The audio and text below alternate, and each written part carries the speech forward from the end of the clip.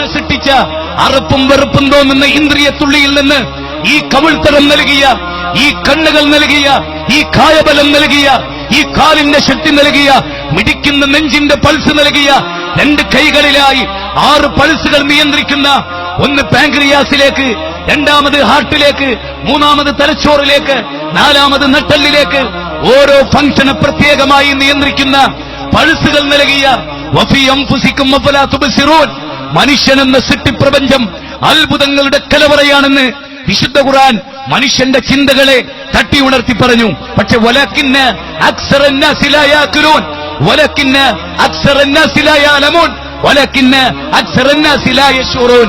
മനുഷ്യരിൽ ഭൂരിപക്ഷം ആളുകൾ നന്ദി കാണിക്കുകയില്ല. മനുഷ്യരിൽ ഭൂരിപക്ഷം ആളുകൾ ചിന്തിക്കുകയില്ല. തിന്നുന്നോ ഭക്ഷണത്തെക്കുറിച്ച് ചിന്തിക്കാൻ തൊണ്ടയിലൂടെ തൊണ്ട വരളുന്ന സമയത്ത് ഒരു നല്ല തണുത്ത കിണറിലെ വെള്ളം കിട്ടി അത് ചുണ്ടിൽ വെച്ച് അത് തൊണ്ടയിലൂടെ ഇറങ്ങുമ്പോ അനുഭവിക്കുന്നൊരാസ്വാദനയില്ലേ? സുമ്മലതുസ്അലുന്ന യൗമൈദിൻ അനിൻ നഈം.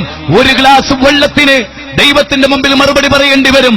വൈദ് തഅദ്ദന റബ്ബുക്കും ലൈൻ ശകർതും ലഅസീദന്നകും വലൈൻ കഫർതും ഇന്ന അദാബി ലശദീദ്. 14-ാം അധ്യായം സൂറത്ത് ഇബ്രാഹിം 7-ാമത്തെ വചനം. ദൈവം തന്ന അനുഗ്രഹങ്ങൾ എണ്ണിയാൽ ഒടുങ്ങുമോ? ഈ വിരൽത്തുമ്പുകൾ ഒരേ ഒരു കാര്യം, ഈ നഖമുണ്ടല്ലോ, ഇതൊന്നൊരൽപ്പം കേട്ടി നൈൽ കട്ടർ കൊണ്ട് കട്ട് ചെയ്താൽ ഒരു പേന പിടിക്കാൻ പിന്നെ 3 ദിവസം വേണം. ഒരു പേന പിടിക്കാൻ ഈ നൈൽ കട്ടർ ഉണ്ടല്ലോ, അതുപയോഗിച്ച് ഈ നഖമൊന്ന് അല്പം കേട്ടി വെട്ടിപ്പോയാൽ അവിടെ ഒരു ചോരപ്പാട് കാണാം. അത് പിടിക്കാൻ കഴിയില്ല. എന്തൊരു വേദനയാണതിന്. ഈ നഖത്തിന്റെ പ്രാധാന്യം ഒന്നുകൂടെ പറയാം. ഈ നഖമെങ്ങാനും ഒരു നിശ്ചിത അളവെത്തി കൃത്യമായി വളർന്ന് പല്ലിനെ പോലെ നിൽക്കുമായിരുന്നെങ്കിൽ, ഈ നഖമെങ്ങാനും പറഞ്ഞു പോയാൽ പിന്നെ വളരില്ല എന്നതായിരുന്നുവെങ്കിൽ ഈ വിരല് പിന്നെ ഉണ്ടായിട്ട് കാര്യമില്ല. ഈ വിരല് കൊണ്ട് പിന്നെ പ്രയോജനമില്ല. ഒരു നഖത്തിന് പോലും പടച്ചതമ്പുരാൻ നൽകിയ സൗഭാഗ്യത്തെക്കുറിച്ച് ഓർക്കുമ്പോ നിന്റെ 360 സന്ധികളോട് നന്ദി കാണിക്കാൻ മനുഷ്യ നിനക്ക് സാധിക്കണം.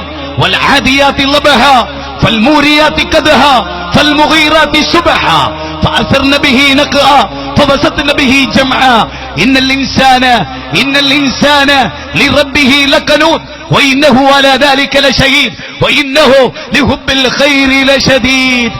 വല്ലാത്ത വാക്കാൻ. ഒരു കുതിര അതിന്റെ യജമാനനെ ചുമന്ന് പ്രഭാതത്തിൽ രണഭൂമിയിലേക്ക് കാല് കല്ലിൽ തട്ടി തീപ്പരി പാറിപ്പിച്ച് ദ്രുതഗതിയിൽ ഓടിപ്പോകുമ്പോ യജമാനൻ കൊടുത്ത പുല്ലിനോട്, യജമാനൻ കൊടുത്ത വെള്ളത്തോട് രചനാത്മകമായി പ്രതികരിക്കുകയായിരുന്നു. യൂണിവേഴ്സിറ്റിയുടെ വരാന്ത കാണാത്ത, സ്കൂളുകളുടെ വരാന്ത കാണാത്ത, തത്വശാസ്ത്രങ്ങളുടെ അരമനകൾ കയറിയിറങ്ങാത്ത, മൗലിക രാഷ്ട്രീയ മീമാംസകളുടെ അകക്കാമ്പുകളിലെ കൂടിയിട്ടിറങ്ങിയിട്ടില്ലാത്ത ഈ കുതിര എന്ന് പറയുന്ന ജന്തു യജമാനനോട് നന്ദി കാണിച്ചു. പക്ഷേ മനുഷ്യ, നീ കുടിക്കുന്ന വെള്ളത്തിന്, നീ ശ്വസിക്കുന്ന വായുവിന് നിന്റെ നാഥൻ പ്രായശ്ചിത്തം ചോദിച്ചിട്ടില്ല. പക്ഷേ ഇന്നൽ ഇൻസാന ലിറബ്ബിഹി ലകനൂത്. നീ നിന്റെ റബ്ബിനോട് നന്ദി കെട്ടവനാണ്.